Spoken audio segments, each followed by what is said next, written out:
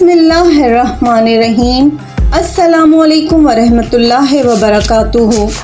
हज़रत अबू गालिब रहमतुल्लाहि अलैह फरमाते हैं कि मैं हज़रत अबू उमामा रज़ी अल्लाह ताला अन्हु की खिदमत में मुल्क शाम में आता जाता रहता था। एक दिन मैंने हज़रत अबू उमामा रज़ी अल्लाह ताला के पड़ोसी नौजवान के पास गया जो बीमार हो रहा था। इसके पास इसका चचा भी मौजूद था। वो इस नौजवान से कह रहा था, ए खुदा के दुश्मन, मैंने तुम्हें ये काम करने को नहीं कहा था, मैंने तुझे इस काम से नहीं रोका था। तो इस नौजवान ने कहा, ए चचा जान, अगर अल्लाह ताला मुझे मेरी माँ के सुपुर्द कर दे तो वो मेरे साथ क्या मामला करेगी? चचा ने कहा, वो तुझे जन्नत में दाखिल कर देगी। तो लड़के ने कहा, अल्लाह ताला मेरी माँ से ज़्यादा शफीक है, इससे ज़्यादा मुझ पर मेहरबान है। बस यही बात कही और इसकी जान निकल गई।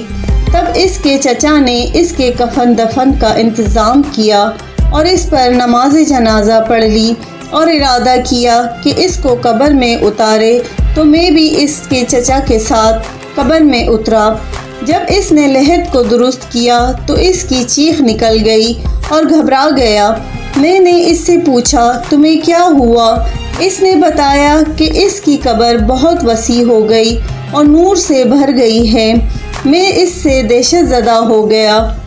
एक मुल्क ऐसा भी है जो वीरान ना हुआ और ना इसका मालिक मरा।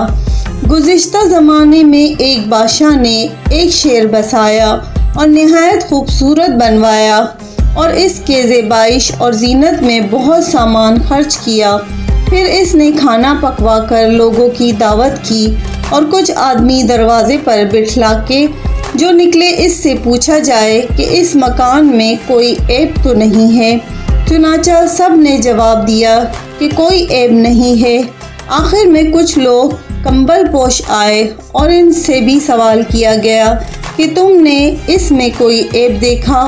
कहा, दो ऐब हैं। पासबानों ने इन्हें रोक लिया और बादशाह को इतला दी।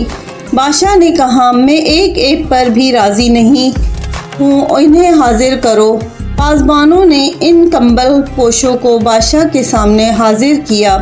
बादशाह ने दरियाफ्त किया कि वो दो ऐब क्या हैं। कहने लगे कि ये मकान उजड़ जाएगा और इसका मालिक मर जाएगा। बादशाह ने सवाल किया कि ऐसा भी कोई मकान है कि कभी वीरान ना हुआ और ना इसका मालिक मरे? इन्होंने कहा, हाँ है। और इन्होंने जन्नत और इसकी नेमतों को ज़िक्र किया और शौक़ दिलाया और दोज़ख और इसके अज़ाब से डराया और हक़ ताला की इबादत की रग़बत दिलाई। इसने इनकी दावत कबूल की और अपना मुल्क छोड़कर भाग गया और अल्लाह ताला से तौबा की।